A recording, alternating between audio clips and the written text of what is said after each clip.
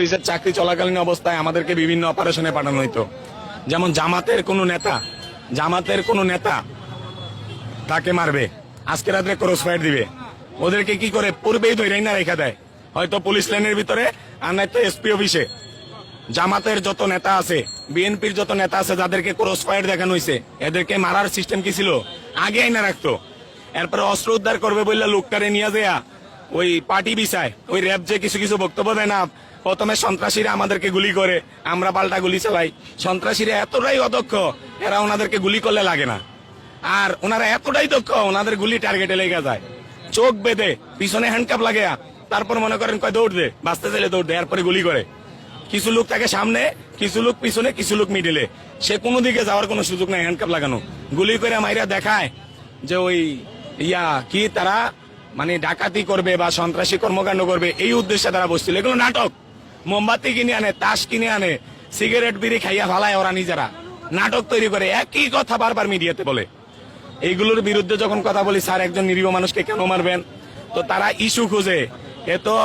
এত বেশি মানে চালাক, এ তো আমাদের পক্ষের না। এত মনে হয় দেখা যাচ্ছে যে জামাত বিএনপি পক্ষের লোক। তো দেখা যাচ্ছে যে আমার বাবার মুক্তিযোদ্ধা সার্টিফিকেটের গেজেট বল, এই মর্মে আমার বিরুদ্ধে এলিগেশন দাঁড় করাইছে, আমার বিরুদ্ধে মামলা হয়েছে। স্বাভাবিক মামলা হয়েছে, আমাকে সাময়িক বরখাস্ত করা হয়েছে।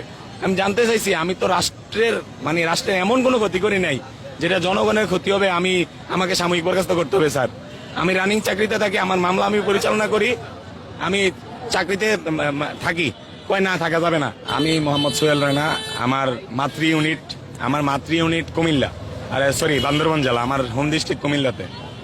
আমি 2014 সালে বাংলাদেশ পুলিশে যোগদান করি। পুলিশের নিয়ম কানুন সকল কিছু মান্য তো আমি বাংলাদেশ পুলিশে যোগদান করি।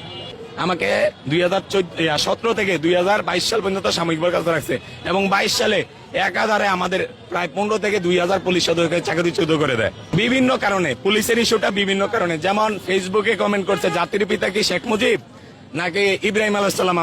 আমরা সবাই জানি আমাদের মুসলমান জাতির পিতা ইব্রাহিম আলাইহিস সালাম, এবং আমাদের সকল জাতির সকল মানুষের পিতা হল আদম আলাইহিস সালাম। এটা আওয়ামী লীগ যারা করে আমাদের, এরা এটা মানে না। সো কমেন্ট করছে পুলিশ সদস্য যে আমাদের জাতির পিতা শেখ মুজিব না, আমাদের জাতির পিতা ইব্রাহিম, এই কারণে চাকরি গেছে। টিপ কাণ্ডে নাজমুল তারেক, সে দাঁড়িয়ে আছে, টুপি আছে, লতা সমাদ্দার ম্যাডাম, উনি তার বিরুদ্ধে মিথ্যা অভিযোগ দিচ্ছে, ওনার চাকরি নাই। এরপরে ফেসবুকের ভিতর ডিআইজি সাহেব, ওই আমাদের সাবেক কি বলবো সন্ত্রাসী বেনজির, জঙ্গি, আল কায়দার শীর্ষ কমান্ডার, এই বেনজির যখন বলছে, পোস্ট করছে পুলিশকে প্রতি বছরে হার্ড ট্রেনিং দিতে হবে প্রতি 6 মাস পর পর। আমাদের এক পুলিশ সদস্য শহীদুল, সে বলছে স্যার মাস ট্রেনিং সেন্টারে ফেলে রাখুন, দয়া করে আমাদের কাটিংটা বন্ধ করুন। আমরা গরিব কনস্টেবল, আমাদের 14-15 হাজার টাকা বেতন, এর থেকে যদি প্রতি মাসে জেলা কাটিং, বিভাগীয় কাটিং 700-800 করে নিয়ে যান, তাহলে এই জুলুমটা কেন করবেন স্যার? প্লিজ স্যার দয়া করেন। এই কথা বলাতে তারে অধ্যাদেশে ফেলাইয়া মাত্র 7 দিনের ভিতর চাকরিচ্যুত করে দেয়।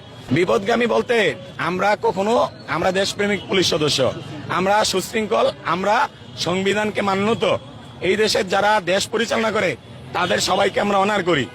আমরা সাধারণ জনগণের মতো বিশৃঙ্খলা করতে চাই না। আমাদেরকে চাকরিতে পুনর্বহাল করা হোক। যেই সকল পুলিশ সদস্যদের ফৌজদারি মামলা চলমান আছে, দেখা যাচ্ছে আমি এখন বাড়িতে যাব, আমার নামে কিন্তু কোনো মামলা নাই, এই যে আমি বক্তব্য দিচ্ছি এটার কারণে আমার বিরুদ্ধে পুলিশ সিস্টেমেটিক ভাবে মামলা দিবে, এটা প্রমাণ রেখে গেলাম। মহামান্য হাইকোর্ট, ওনারা জানেন যে আমি যদি আমার বিভাগীয় মামলা, ওনাদের যে ফর্মালিটি আইন, সেটা মেনটেন করতে যাই 15 বছর সময় লাগবে মামলা শেষ করতে। এখন আমার বয়স চলে মনে করেন 30, 15 বছর পরে 45 হবে, আমার জীবনে কি বাকি থাকে? আর আমাদেরকে ওনারা বলতেছে, আশ্বস্ত করতেছে যে তোমরা করো, কোর্টের থেকে মামলা শেষ করে আসো। আমরা যখনই কোর্টে যাব, মামলায় জিতবো, ওনারা আপিল করবে রায়ের বিরুদ্ধে, মানে আমাদেরকে ফিরে আসতে দিবে না ওরাই।